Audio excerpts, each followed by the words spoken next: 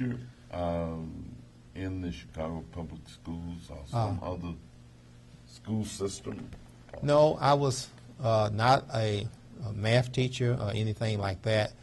I was in college at the time and was looking to catch up with the A students that was already in my math class.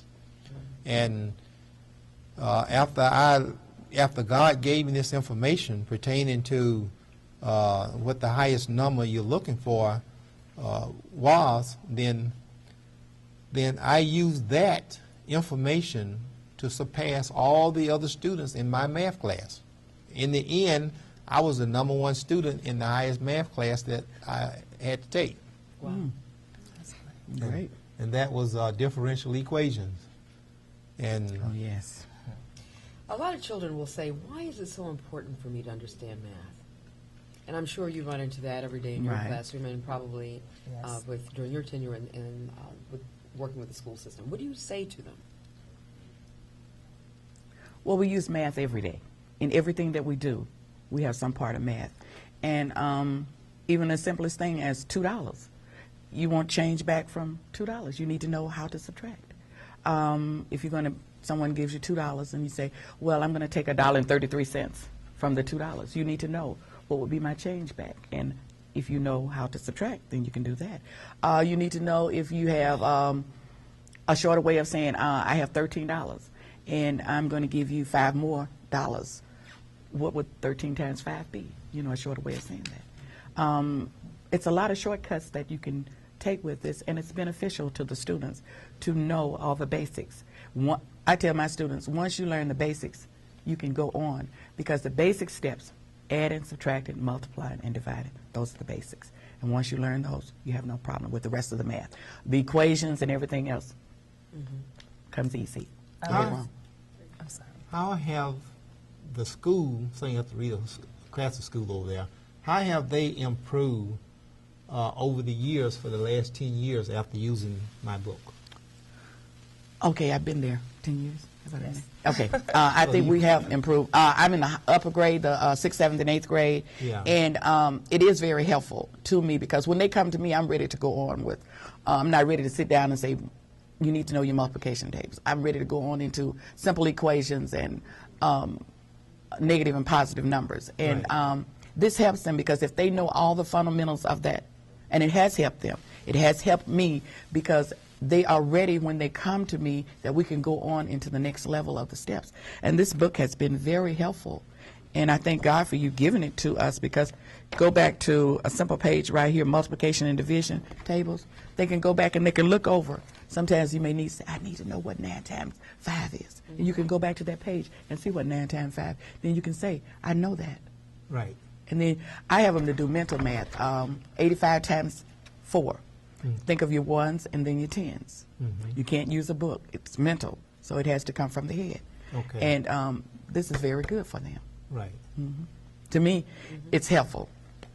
And it helps the students, and it helps me, because I get frustrated when they don't know, because I want them to know. Right. And I tell them, I'm not angry with you, I just want you to know. And I want you to be, because if you get brain power, then green power will come. And that's my philosophy. And this is the brain power right here. Right. In I'm the sure book. they understand that. Yes. Well, you know, going back to the time that I first introduced that book over there, and we had those 15 students in the math program, I couldn't understand why we couldn't get the news media out to share with the world things that was good for the world. Right. And it's been a stumbling block all that time. But we're progressing. We are. The students are going out, and they're coming back as lawyers and doctors and nurses. that And right?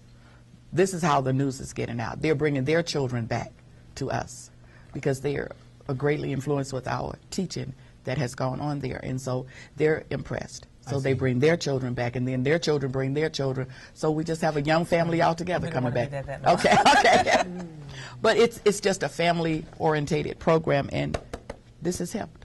So it's revolving all the time and Yes. constantly Changing and changing. motivating. And motivated. From, And new people are coming in, Yes. Right. older people are going Right. out, and so you kind of keep things moving Moving and ahead. pretty much at your own pace, because you've got other things that you're doing already, I would imagine.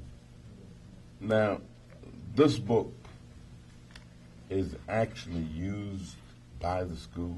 Yes. It's a Um, supplemental text. all right.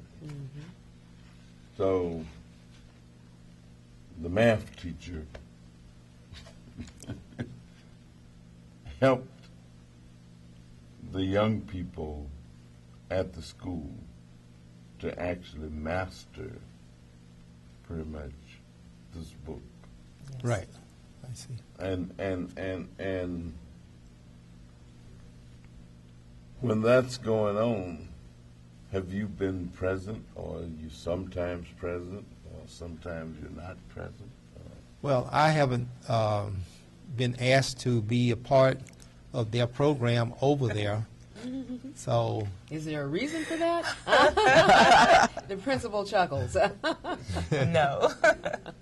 Mr. Masson hasn't been around in a while to see what has gone on. When the first book came out and we used that, and he saw where the students took off with that, and Mr. Masson, I guess, went off to try in other schools, and I don't know what happened after that, but he's back with us and with a new book. And he said, well, come on back, Mr. Masson, to any of our math classes. So he's always welcome. well, I feel honored to be welcome to come back. And I would love to come back over there sometime and just test the students to see how well they're doing in those areas. We would love that, too. And even though I'm not a math teacher, but I believe I could handle teaching students that are in grade school, which shouldn't be any problem. I know that the children now, as I said earlier, into technology, all these high-tech devices. What is a practical application for having a mastery of mathematics into their understanding technology? Everything from their cell phones and those little video games that they run with, and all the new stuff that comes into the market almost on a weekly basis. Right. When do you start seriously teaching a child mathematics?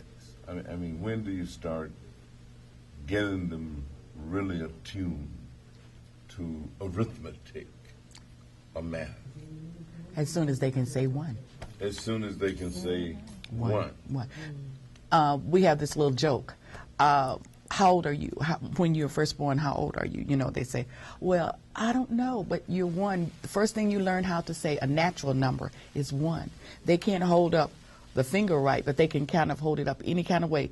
One, they're going to either hold those four fingers down and hold that one up, but that's the first natural number. That's the first natural counting number is one. So that's when you start, when they're one. Well, have we lost touch with math? I'm saying, Yes, we have, to a certain extent.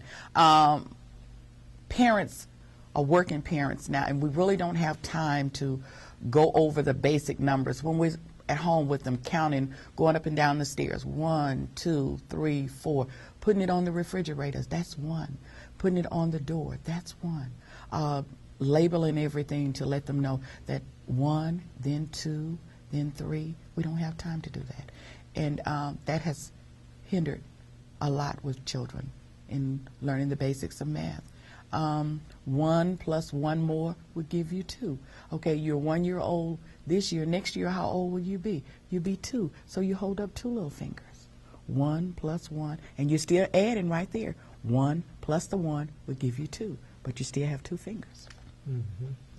Speaking of that, too, the need for mathematics is so great. Once I had this experience in a Burger King, the power was out. No one could add and subtract. The lines were long. They had to go and get somebody from the back, a manager, to come and show the people who were working the registers how to use a pencil, paper, add and subtract to give people their change back. And when I saw that, I said, now this is unbelievable.